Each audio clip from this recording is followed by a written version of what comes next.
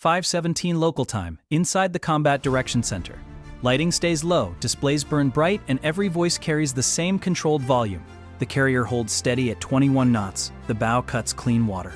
Routine flight operations sit on the schedule, roughly 30 minutes out, and the air picture looks ordinary, until 5 radar tracks shift at once.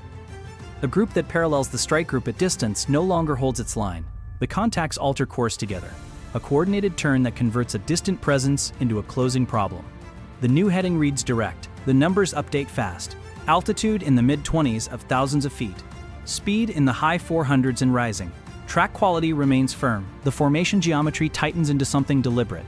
4 aircraft abreast, 1 trailing higher disciplined spacing that does not resemble weather drift or a routine navigation correction. Identification comes through the system as Iranian Air Force MiG-29s, Fulcrums, with IFF confirmation. According to the briefing in the outline, no radio call arrives from the contacts, no civil guard acknowledgement. The silence lands heavier than words. In the Combat Direction Center, the first requirement is not interpretation, it is measurement. Bearing, range, closure, altitude trend, and formation behavior. Mark and track. Confirm intent. The commands stay short, procedural, and unemotional. Distance reads in the 80s of nautical miles and collapses. Closure rate compresses the decision window into minutes. Someone states the part that matters. Time to intercept is not an abstract number anymore. It is a countdown that continues whether anyone speaks or not. The carrier does not change course. The wake stays straight. Doctrine supports it, but so does risk management. Sudden maneuvering can be misread as an offensive preparation or a defensive panic. Misreads escalate faster than aircraft. Under the surface calm, the strike group tightens posture. On escorting ships, Aegis transitions from passive tracking to engagement quality solutions. Vertical launch cells remain closed. Weapons remain safe. The system still solves continuously, keeping the firing problem updated without crossing into action. Above deck, 2 Fae. 1-8 Super Hornets sit alert 5. Crews remain strapped in. Deck personnel clear with practiced economy. The launch signal moves without urgency and without delay. The catapult cycle starts to build. This is Flock's Navy. Subscribe for more real-time naval analysis and high-stakes maritime breakdowns. The MiGs keep coming. An E-2D Hawkeye orbits high, acting as the airborne coordinator that confirms what the shipboard picture already suggests. The Fulcrums descend. That single trend changes the entire problem set. High-altitude parallel flight can be observation. A coordinated descent toward the sea compresses timelines, increases clutter risk near the surface, and narrows the margin for error. The air intercept controller calls it cleanly. Angels decrease. Speed increases. Formation integrity holds. Then, electronic support measures register emissions consistent with the Fulcrum's N019 radar. Sweeping. It does not yet confirm a sustained hardlock, but it confirms the contacts are not staying quiet. In air defense, radar behavior is communication. Broad search says seen. Focus scan says preparing. The difference is not philosophical, it is procedural. Log all emissions. Maintain EMON posture as briefed. The guidance stays within the restraint lane described in the outline. Intercept standard, show presence, no escalation unless a hard lock sustains. Catapults fire. Steam erupts. The first Super Hornet launches clean, then the second follows seconds later. Both climb aggressively to the mid-20s and Angels, building energy and maintaining an altitude advantage that preserves options. No one narrates heroism. Altitude is time, radar geometry, and maneuver room. The Fulcrums remain silent. Around the 40s of nautical miles, radar contact is firm. Tally 5. As range collapses further, silhouettes form against morning haze. Twin tails confirm the type without needing imagination. The Super Hornets establish the intercept line in front of the carrier's projected path, offset just enough to present an unmistakable barrier. Now the threat changes shape. The Iranian formation splits. 2 aircraft ease left, 2 ease right, 1 holds high on the center line. It is a geometry that forces a defender to decide what matters most: the centerline threat, the flanks, the altitude stack. It also tests discipline, whether the interceptors chase a wing element, whether shipboard sensors switch modes, whether the defensive posture turns aggressive. On the carrier's deck, sailors begin to see the aircraft as shapes rather than dots. Close-in systems subtly rotate into readiness alignment. Motors hum at a low mechanical pitch that carries across steel. The signal is not a threat. It is acknowledgement. Radar intensity increases. The N019 sweep appears higher power and more focused, according to the observational language in the outline. It still does not read as a sustained hard lock, but it edges closer. At the high teens of nautical miles, a brief transition occurs. A spike that suggests a momentary flirtation with track mode. Short duration, not enough to meet the escalation threshold described in the outline, but enough to classify as probing. In the Combat Direction Center, no one debates motives. Motive cannot be verified in real time, behavior can. Probing. Continue track. Hold intercept. 15 nautical miles. The geometry becomes tight enough that timelines begin to compress into seconds if a line is crossed. No one needs to speak missile names. The technical reality exists without naming it. Inside this envelope, the time from a rail event to a consequence becomes short. The intercept controller transmits on guard as expected in international airspace, issuing a lawful warning to maintain safe separation. No reply returns. The silence persists. Silence removes deconfliction. Silence increases risk. The Fulcrums descend again.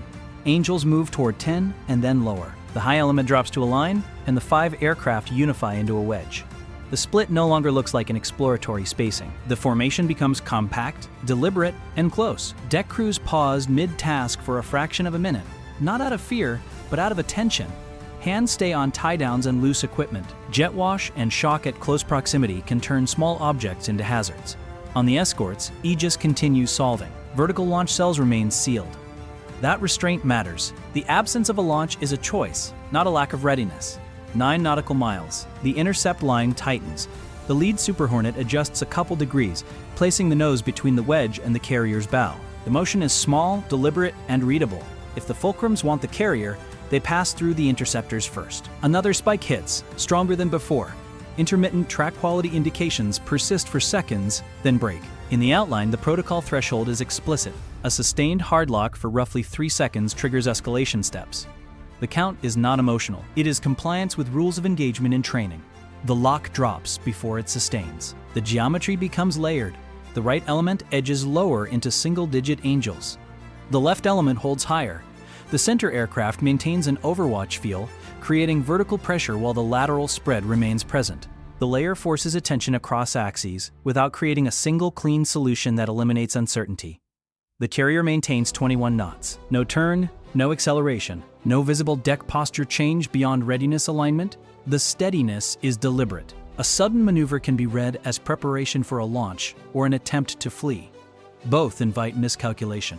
At around 5 nautical miles, visual detail sharpens enough to distinguish canopies, control surface motion, and formation spacing without optics. This is the zone where a momentary deviation becomes collision risk, and collision risk becomes escalation even without intent. 3 nautical miles. Options narrow. The tactical action officer's guidance remains calm. If a hard lock sustains, escalation occurs. No one asks what escalation means. Escalation here is a set of predetermined actions. More posture, more coverage, more control. Executed to prevent a surprise. 2.8 nautical miles. The wedge compresses tighter. Discipline becomes a display. 2.5 nautical miles. The formation subtly rolls inward toward the carrier's projected path. The air in the Combat Direction Center feels quieter, not louder. The quiet is the sound of everyone measuring the same numbers and seeing the same threat picture. 5:23 local time appears in the logged timeline as the geometry tightens further. The 5 Fulcrums no longer drift inside a wide patrol arc. They point, deliberate, compressed. Speed remains high. Descent continues. The Super Hornets hold an altitude advantage and an offset position that keeps them between the inbound aircraft and the strike group's center. Maintain course.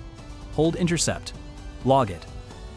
At 5:26 local time, the encounter becomes close enough to change from procedural tension to immediate hazard. The lead MiG banks hard. Afterburner flashes orange. The aircraft slices across the nose of the lead Super Hornet at extremely close separation, under 1,000 yards lateral separation, according to the outline's debrief detail. It is clean and fast, the kind of pass that reads as intentional proximity rather than loss of control.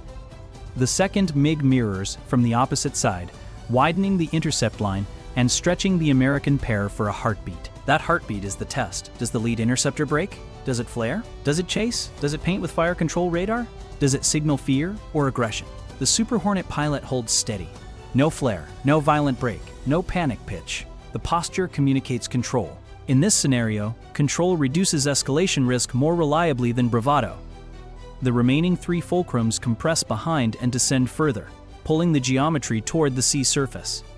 The descent matters because it reduces reaction time and can complicate radar lookdown. The sea becomes a factor again. The center MiG becomes the focal point. It rolls inverted, smooth, and deliberate, and dives. For a couple of seconds, its flight path aligns toward the carrier's forward deck. The alignment resembles an attack geometry, assessed strictly by profile, not by claimed intent. In the cockpit, the radar warning receiver tone changes character. The tone shifts from watched to targeted. Fire control quality behavior appears. Hard lock behavior registers. The timeline compresses sharply. The outline assesses that lock to launch could be under roughly 4 seconds at this range. That assessment is capability-based, not a claim of attempted launch. Inside the Combat Direction Center, the count is implicit. 1 second, 2 seconds. The third second, described as the threshold, does not arrive. The lock drops. The center MiG levels at very low altitude and skims across the carrier's bow. The pass is close enough that the deck experiences vibration and rattling hardware. Tie-down chains chatter. Light gear shifts. Hands catch and stabilize. The reaction is immediate and professional, not theatrical. No missile separation is observed. No gunfire is observed. The pass remains proximity, not kinetic exchange. Then the choreography reverses. The remaining fulcrums widen spacing. Left and right elements break outward in a coordinated motion. The high aircraft climbs back. The intercept line reforms as the Super Hornets slide back into position between the fighters and the ship's path. Radars remain active. Weapons remain armed but not employed. On the escorts, engagement solutions update continuously. Vertical launch cells remain sealed. Close-in systems track but do not fire. The posture reads as full readiness without escalation. Closest point of approach to the carrier is assessed at about 1.6 nautical miles in the outline summary, under 2 miles. Close enough that the distinction between demonstration and disaster becomes almost entirely dependent on restraint and timing. Document CPA. Confirm. No ordnance release? Confirm. The confirmations return clean. No weapons release observed. The absence of ordnance is not assumed. It is verified as best as the available sensors allow, per the outline's language. And then, as quickly as the encounter tightens, it loosens. The Iranian formation banks east and begins to disengage. The Super Hornets shadow offset. They do not pursue aggressively. Pursuit can turn a disengagement into a provocation. The mission remains deterrence and protection, not escalation. Range opens. 2 miles becomes 3, then 5. Electronic support measures register decreasing radar emissions. Fire control mode behavior is no longer detected according to the outline's reporting. That matters. Search behavior can be posture. Fire control behavior is a threshold signal. At 5:29 local time, the range continues to increase. The fulcrums climb through the low teens in Angels and continue eastbound. Afterburners flicker and then fade. The geometry that compresses into a wedge moments earlier stretches into cruise spacing. The risk does not disappear instantly. The risk declines as separation grows. Maintain track. Do not assume disengagement. Continue shadow. The air picture remains busy with procedural tasks, track correlation, emissions logging, and altitude trend monitoring. The Hawkeye maintains surveillance until the contacts reach a separation consistent with standard shadow protocol described in the outline.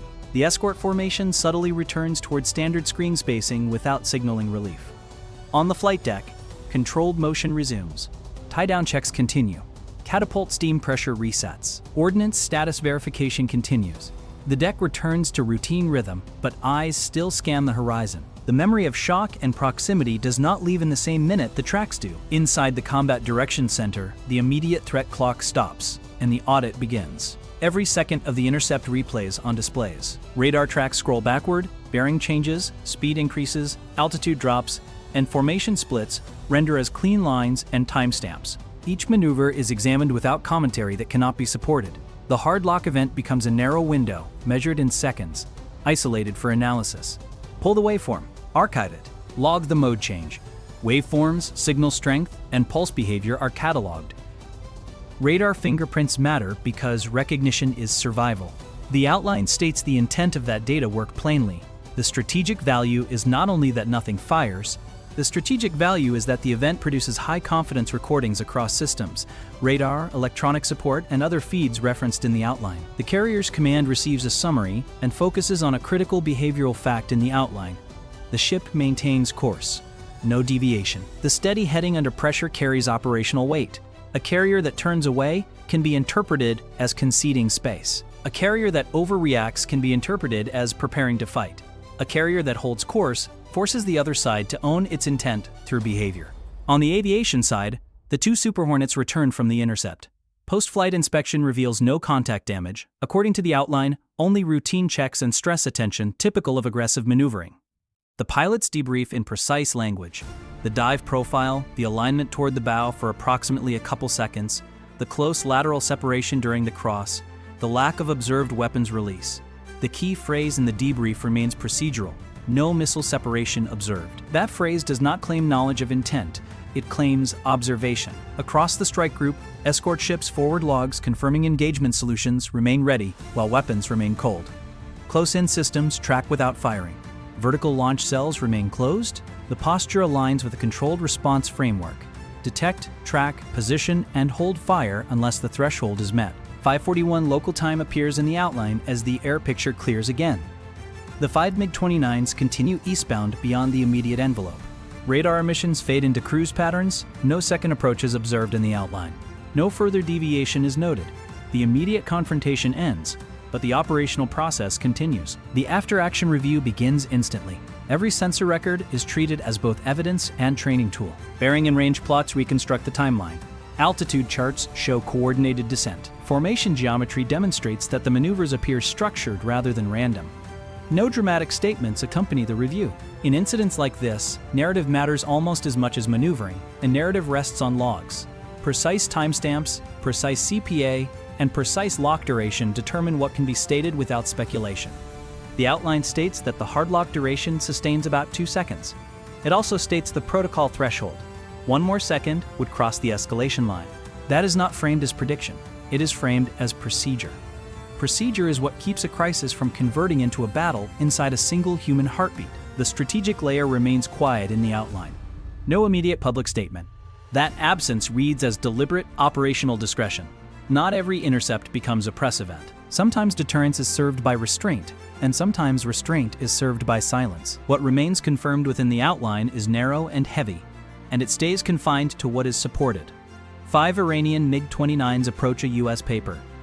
Aircraft carrier strike group in international airspace. The formation descends and maneuvers aggressively.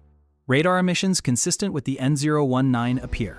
Intermittent track quality behavior occurs, and a hard lock sustains for about 2 seconds. The aircraft close to within roughly 1.6 nautical miles of the carrier. One aircraft executes a low-altitude pass across the carrier's bow. No weapons releases observed. The U.S. launches 2 A-18E Super Hornets to intercept. Ship defenses track and maintain readiness without firing. The Iranian formation disengages eastbound. The carrier maintains course throughout. Everything beyond that remains assessed rather than declared. Why the formation chooses silence cannot be confirmed in the outline. Why the center aircraft aligns briefly toward the bow cannot be confirmed beyond the observable geometry. Whether the objective is intimidation, training, signaling, or something else, cannot be verified within the provided facts. What is supported is the procedural reality. Professional forces test boundaries through geometry and timing. Boundaries are measured in response time, posture, and restraint. A formation split tests whether interceptors chase. A descent tests whether sensors and ship posture change. A brief lock tests whether rules of engagement trigger. A close pass tests discipline on both sides. In this intercept, restraint becomes the primary tactical tool. The carrier holds course at 21 knots. The interceptors hold steady under close proximity. Escorts maintain engagement solutions without launching. Close-in systems track without firing.